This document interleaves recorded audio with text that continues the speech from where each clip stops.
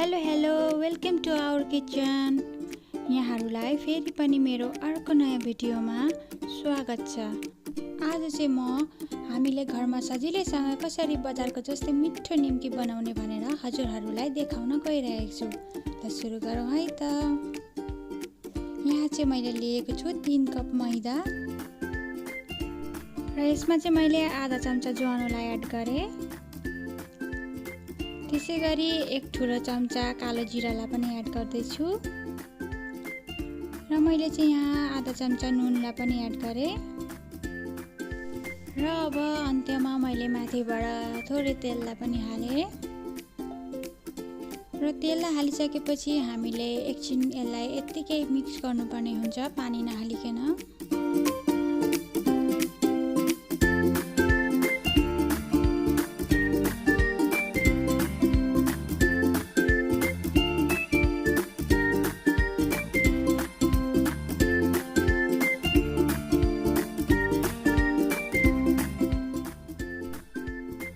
ल हेर्नुहोस् त, यो पिठो कति मजाले मिक्स भएर पनि यस्तो डल्लो बन्न थालिसकेको छ। अब चाहिँ हामी यसमा माथिबाट थोरै थोरै पानी हाल्दै यसलाई पिठो मुस्नतिर लाग्छौँ। हामीले पिठो मुस्दाखेरि चाहिँ एकैचोटि सबै पानी हाल्नु हुँदैन, फेरि हाम्रो डो गिलो बन्न पुग्छ। त्यसैले हामी थोरै थोरै पानी हाल्दै मुस्दै गर्दैछौँ।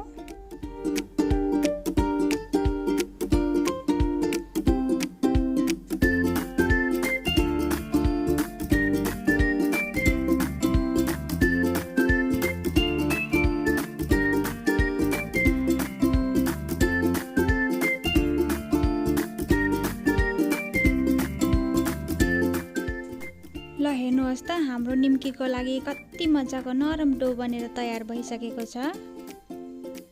अब चाहिँ म यसमा थोरै तेल राखेर सबैतिर तेललाई लगाउँदैछु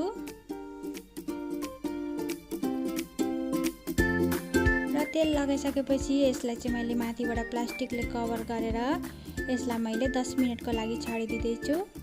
यतापट्टि मैले एउटा प्यान बसाइसकेँ र प्यानमा म तेल हाल्दैछु।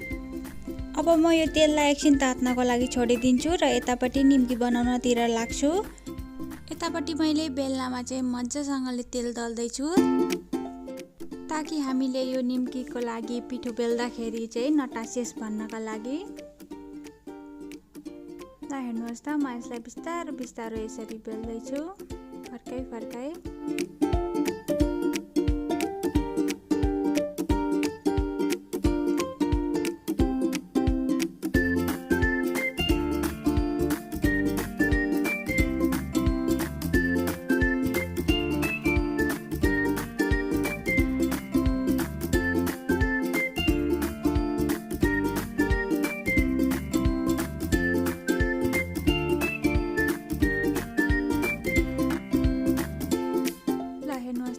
रोटी पनि बेलेर तयार भइसकेको छ। यसलाई चाहिँ हामीले धेरै मोटो पनि होइन र धेरै पातलो पनि होइन, ठिक्कको सेपमा राखेका छौँ र यसलाई चाहिँ म यसरी काट्दैछु।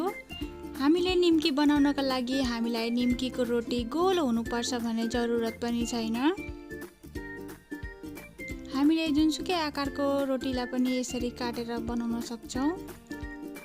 अब मैले ठाडो काटेर सकिसकेँ। अब म यसरी यसलाई हल्का साइडतिर फर्काएर फेरि यसरी पनि काट्छु।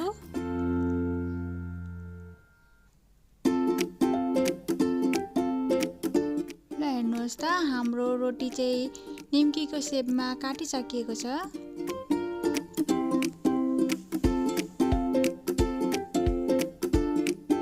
यसरी चाहिँ म बिस्तारै बिस्तारै सबै निम्कीलाई काटेर सित्याउँछु।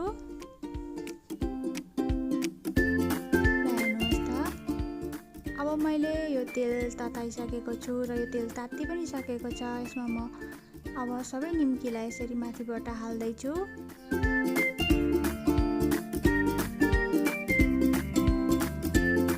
हामीले तेल तताउँदाखेरि चाहिँ हाम्रो हिट मिडियम टु लो हुनुपर्छ। हामीले धेरै ठुलो आगोमा पनि बनाउनु हुँदैन। हामीले धेरै ठुलो आगोमा बनायौँ भने चाहिँ हाम्रो निम्की छिट्टै डढ्छ र यो मिठो पनि हुँदैन। हेर्नुहोस् त, मैले सबै निम्कीलाई हालेर पनि बिस्तारै बिस्तारै मजासँगले चलाउँदैछु।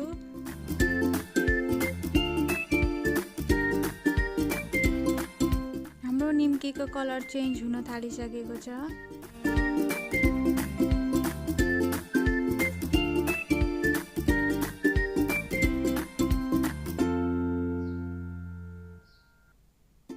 ल हेर्नुहोस् त हाम्रो निम्की पनि हल्का हल्का रातो रातो बन्न थालिसकेको छ।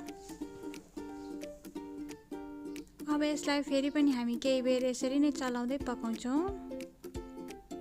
ल हेर्नुहोस् त हाम्रो निम्की पनि बनेर लगभग तयार भइसकेको छ। हामी चाहिँ यसलाई धेरै रातो पनि बनाउँदैनौँ, यत्तिकै ठिक्कको हुनेछ। अब म यसलाई थोरै थोरै गर्दै अर्को भाँडामा निकाल्दैछु।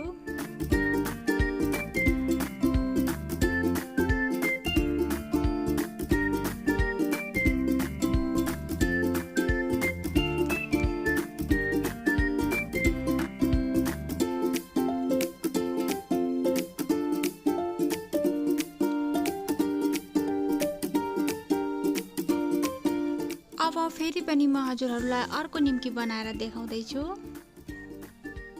हेर्नुहोस् त मैले अघि जसरी नै गरेर पिठोलाई बेलिसकेको छु।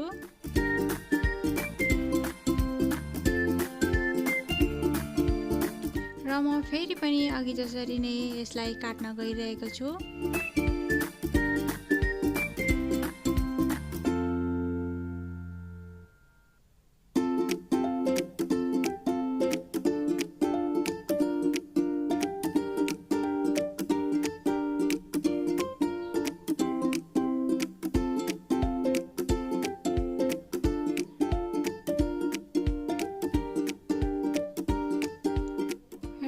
मैले यसलाई यसरी साइडबाट पनि काटिदैछु।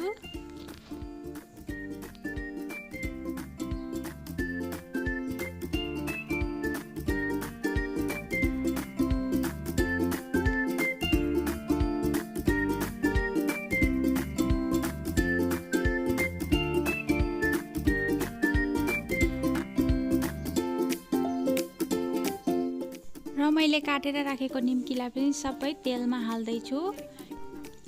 हजुरहरूले चाहिँ यसरी निम्की डल्लो पर्यो भनेर हजुरहरूले चिन्ता लिनु पर्दैन। यो चाहिँ बिस्तारो बिस्तारो तेलमा हालिसकेपछि आफै फुक्न थाल्छ। ल हेर्नुहोस् त हाम्रो सबै फुकेर पनि एउटा एउटा भइसकेको छ। र फेरि पनि हामी यसलाई अहिलेको जसरी नै मजाले तेलमा फ्राई गर्छौँ। र यो निम्की पनि हाम्रो बनेर तयार भइसकेको छ। र यो निम्कीलाई चाहिँ म अर्को भाँडामा खनाउँदैछु। मैले चाहिँ यसलाई बिस्तारो बिस्तारो तेल तर्याउँदै बिस्तारो खनाउँदै गरेको छु।